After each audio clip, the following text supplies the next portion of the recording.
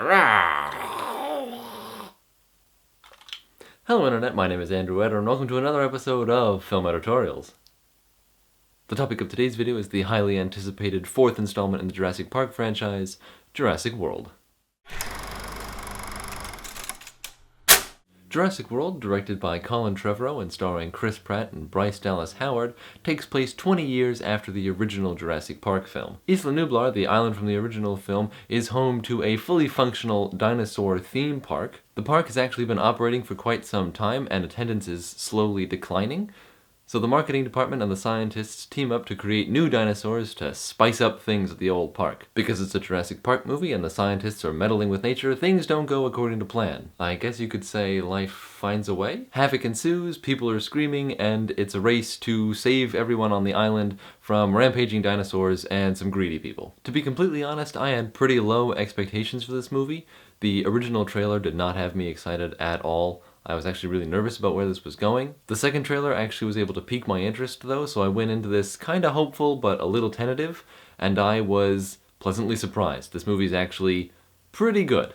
Just to get it out of the way, this movie is not as good as the original Jurassic Park. The original Jurassic Park is very nearly perfect, and this movie has its flaws. This movie does a lot of things right. First and foremost are the characters. I actually liked pretty much all of them. The ones you're supposed to like anyway. The ones you're not supposed to like, you don't like at all because they're terrible people. But the people who I did like, I didn't want to die. And that was like most of the cast. So I was impressed with that. It wasn't like, oh man, these people are annoying. Can they go already? Some of the characters are even nuanced and complicated in interesting ways, so they don't fit into like a good guy, bad guy paradigm. First and foremost among these is Irfan Khan's Mr. Mizrani, the president of the park. He is a dreamer, like Hammond, but at the same time, he's a hard ass. He's making sure that the company is working and the park is a success, but he wants it to be a success in that people are having fun, not that it is all about numbers and business metrics and stuff, which is Bryce Dallas Howard's main motivation at the beginning of the movie. Another thing this movie did well was the design of the dinosaurs. They look really good, and while they are mostly CGI, they still are impressive and interesting, and they don't look just fake and like thrown in. People are interacting with them well, and for the most part, they're pretty believable. Once again, I saw this movie in IMAX 3D, and I think that is again worthwhile. It's a nice big screen, the 3D is very good.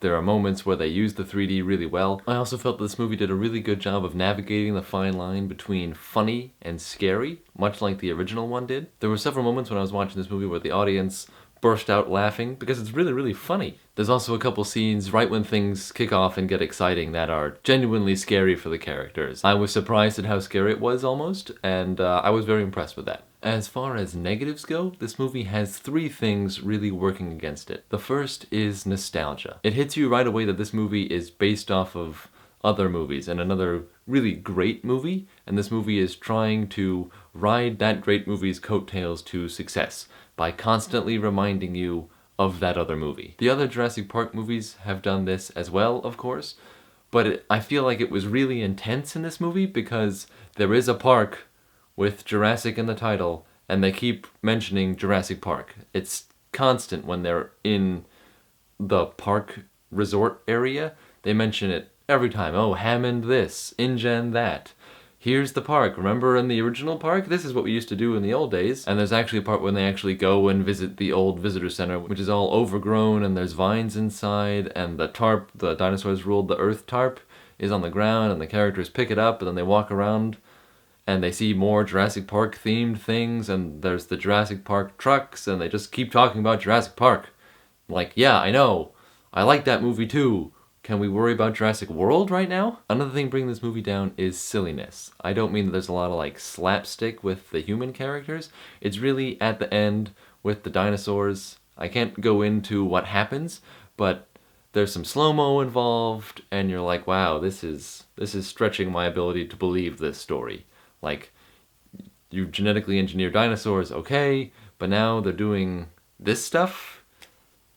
You're testing my limits here, movie. One of the things I thought was going to be silly was Chris Pratt riding a motorcycle while running with velociraptors. I thought that was going to be silly, but it's actually not silly because they talk in the movie for quite a long time about how if that idea is good And pretty much all the characters, except for the guy in charge, think it's not.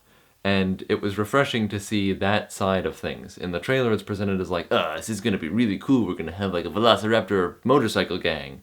It's not that.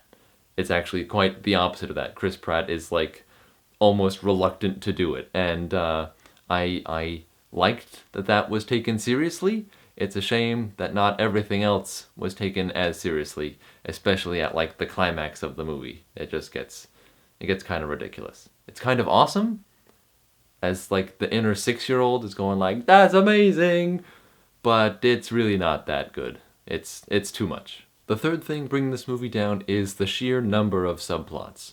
The basic plot of the movie is 2 kids go to visit their aunt who runs this park full of dinosaurs. The company she works for is up to some suspicious stuff, and it's up to Chris Pratt to save the day. There are also 2 romantic subplots, a subplot concerning the parents back in the mainland, a subplot concerning the relationship of the 2 kids to each other, a subplot concerning the aunt and her relationship to the 2 kids. There's the president of the company interacting with the rest of his corporation. There's the head of one department of the corporation acting with another head of a department. There's so much stuff going on in this movie. I'm not opposed to having a rich text and having lots of things going on, but because each segment, each one of those subplots has its own big long chunk devoted to it, you forget what's going on in the other parts of the movie. Like, oh, we're dealing with office politics number 4.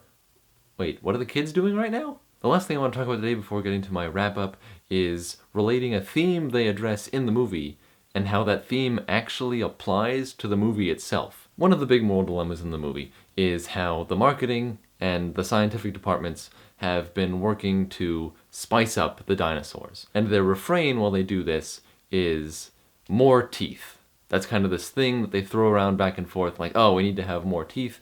And the good guy characters use that, or spit it back at the bad guy characters at the end of the movie, like, how dare you, you were prideful, more teeth. It's kind of like this insult by the end of the movie, is what have you done, what have you wrought, kind of thing. And I think it's really interesting that the movie itself is guilty of this. One of the reasons why the scientists created Indomitable Rex, the bad guy dinosaur of the movie, is because they want it to be scarier and like more aggressive and more violent. And the movie does it too. In the original Jurassic Park, a grand total of 4 people die. You think it's this big catastrophe, but that's just the hurricane that causes everyone to evacuate. But when the power goes out, 4 people die. And yes, the 4 people are like important and we care about them and anybody dying is bad, but a lot more than 4 people die in Jurassic World. In a pretty literal sense, this movie has more teeth in it. I'm going to expand teeth to include other sharp animal parts that cause pain to people. The first thing you see in this movie is claws coming out of an eggshell, and then pretty much every time you are visually introduced to the Indominus Rex, you see either the claws of its hands, the claws on its feet, or its teeth. Even the poster of the movie is its snout with a lot of teeth showing, and Bryce Dallas Howard looking through a pane of glass. Like, that's the poster, that's how you get introduced to the dinosaur the first time, and the second time, and the third time, and then even way later in the movie, when you know what the dinosaur looks like, and it's not like it's going to be suspenseful or anything, the first thing you see is the lower part of its face. In short, this movie is guilty of doing the same thing that they accuse the park operators of doing, which is catering to this desire of the public, the audience, to go see more violent and scary things. I don't know what that says about us as a culture, but I think it says something. And this trend is not isolated to Jurassic World. In modern movies, a lot of people die a lot of the time. And I don't know if it's probably not good, but I don't know if that makes the Jurassic World movie better or worse. If it brings out this discussion, maybe it's a good thing that we're talking about it. Once you go see this movie, I would genuinely be interested in hearing what your thoughts on the topic are down below in the comments. I think it's an interesting thing. It's something worth talking about. So for the final verdict, I'm going to have to give Jurassic World a 3.5 stars out of 5. It does a really good job of being both fun and scary. I care about all the characters, including but not limited to the humans, and dinosaurs are just plain cool. On the other hand, the movie is too nostalgic for the previous installments in the franchise. Some of the action and the things you have to believe get silly and ridiculous, and there are too many B stories that distract you from the main point of the movie. Overall, it's an enjoyable experience, and I definitely plan to rewatch the movie, but it does ask you to suspend your disbelief for a long time and for a large amount. Okay, I think that's going to be it for today's video. Thank you for watching. Please don't forget to like, favorite, share, subscribe, follow me on Facebook and Twitter. I will see you guys next time. Bye-bye.